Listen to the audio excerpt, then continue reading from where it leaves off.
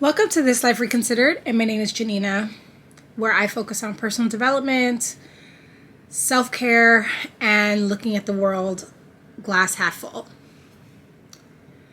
So, when I was thinking about this piece of content, and let me just kind of level set here that, because this channel is really designed to focus on, personal development and this kind of positive perspective, I haven't really had too much of an opportunity to include too many videos on very specific content such as personal identity and that kind of stuff.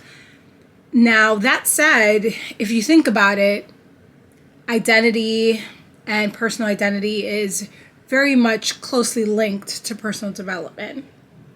So maybe that's a miss on me. But I also want it to be appropriate and want it to fit into key moments in time and related content. That all said, the trigger for this particular piece is driven through a couple of different things. We are in the middle of Black History Month, and it's been quite while since I've recorded this piece of content or this kind of content. And the last time that I did, it was very much tied to a very specific moment in time. But I also felt like it was really appropriate to kind of update that kind of thinking, and then also taking advantage of that time that has progressed. I thought that there would be an opportunity to really kind of add another layer to that. I think I should probably say that, and if you didn't see that previous video, I can link to it, linked above.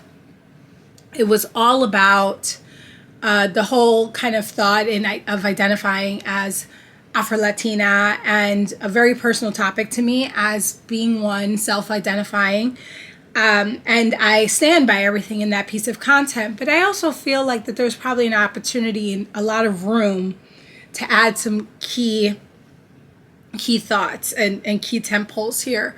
So I don't want to undo everything in that piece of content, but I do kind of want to layer on some additional thoughts, especially as I get even more comfortable, even more than I've ever been in my life. And I think I've always pretty much embraced who I am, but as I continue to kind of mature in my beliefs and kind of get even more proud of who I am, I felt like it was really important to kind of layer some personal thoughts on identity, and specifically identity that straddles the line of Black Latino and Afro-Latino, because I think living in that kind of dual life can get very, very complicated and very layered. Everyone struggles with identity very personally, and it is up to them to decide what makes appropriate sense for them. But as I've matured, I've decided that there are a couple of things that feel especially appropriate to kind of believe in when it comes to embracing my identity. And again, I think that this is kind of much more about taking a look about what it is and what it can mean to someone that lives in this kind of world to embrace their Blackness and Latino. Again, I don't want to speak for an entire community of people, and that's not fair. But as I've become very proud of who I am, I find that it is really, really meaningful and powerful for me to kind of hang on to a couple of key tentpole ideas that I would say are at the core of why I embrace and love the identity that I am and I celebrate. And of course, people may have slight varying thoughts on that, but I think it is important to realize that this is all meant to be very, very all about kind of adding a little bit of a nice positive shift and empowering sense of perception when it comes to being Afro-Latino. So I wrote an essay about this, and I'll link to this into the comments. But for me, I think at the end of the day, when I think about my identity as Afro-Latino, there are a couple of things that really power me and drive me. Idea one here is that there is no standard to Latino. And that is one of the things that makes me especially proud for being Black Latino. And that's especially true of those of Afro descent. When you realize and you look at the diaspora, I think people have always assumed, okay, well, a Latino looks a certain kind of way. But when you realize that there's a rich, broad tapestry of shades and people that have, kind of Afro identity, you realize that there is no standard Latino. There is a reason now when you complete even job applications and things like that, you check Latino regardless of race, because it is so fascinating and fascinating to understand that Latinos come in so many different shades because of the interblending, and that is a beautiful reality. Why you would want to limit that to being into one particular box, to me, is kind of baffling. And I think that it is that part that really makes me even more proud to claim a title as Afro-Latino, because we come in all shades and our origins are so rich, and that is filled with so much history.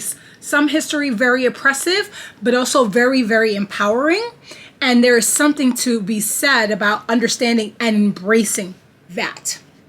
So regardless, the bottom line here is that we come in a host of colors and shades, and that means that some of us are Black. And if you didn't get that memo, now you know. 2, there is no generic Latino experience. Based on point 1, that we don't all look alike, it is also true that there is no generic Latino experience. We have all shared understandings because of language and because of culture and because of some things that are so intrinsic to our identity and our culture. And that is one of the things that makes us such a powerful and unified and embraced culture, and I think an empowering identity. And I think that there's something to celebrate in that. But our experiences are not singular. They're not monolithic, and that's okay. I think that there's this assumption that it all exists in one big lump, and that's a little misguided.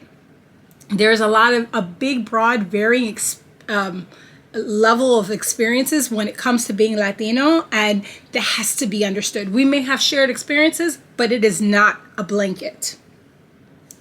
And I think the third that I will say that I really wanted to kind of underscore as I think about kind of like this whole concept of identifying as Afro-Latino and then what a Latino really looks like, because we come in so many forms. And I'm referencing some notes because I want to stay on track here, is that I realized that there is like nothing that is it.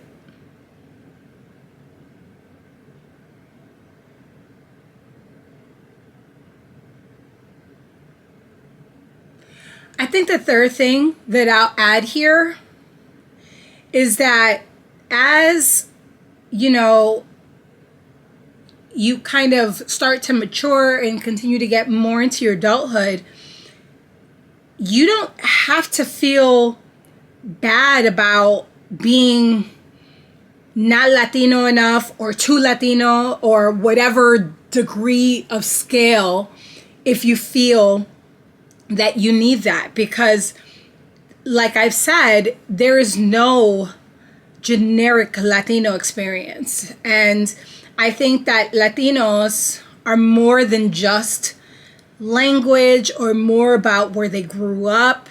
It is so much more about a sense of pride and a sense of understanding your roots and embracing them and loving them for what they are. And there is no kind of shame in feeling like you don't have enough, or because you feel like you missed something, or you feel like, you know, you're not perceived as Latino enough. I think that that's really misguided, and I don't think that it's fair to kind of generalize your own experience and to compare it to someone else's, because that's just not fair. So I would say that, you know, it is all about kind of feeling much more pride, and then much more of an embracing and a much more deeper support, and knowing that you feel connected to a culture regardless of how sharp your Spanish is, regardless of what kind of barrio or neighborhood or community you may have grown up, or if you didn't have that kind of exposure. I think that being Latino is about embracing it and celebrating it and recognizing your lineage.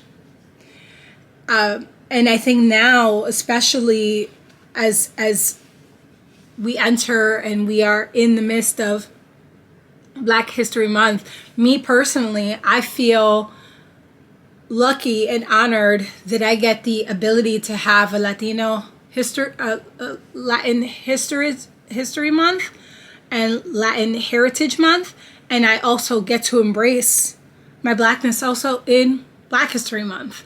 And I think that is my pride, that is my truth, and that is my personal identity, and I don't care to distance myself from that. So some thoughts on identity. Leave some comments in the notes. I look forward to kind of understanding how you view identity and how you view Latino identity, and this kind of duality that is just especially true when it comes to Black Latinos. I'll see you in the next one.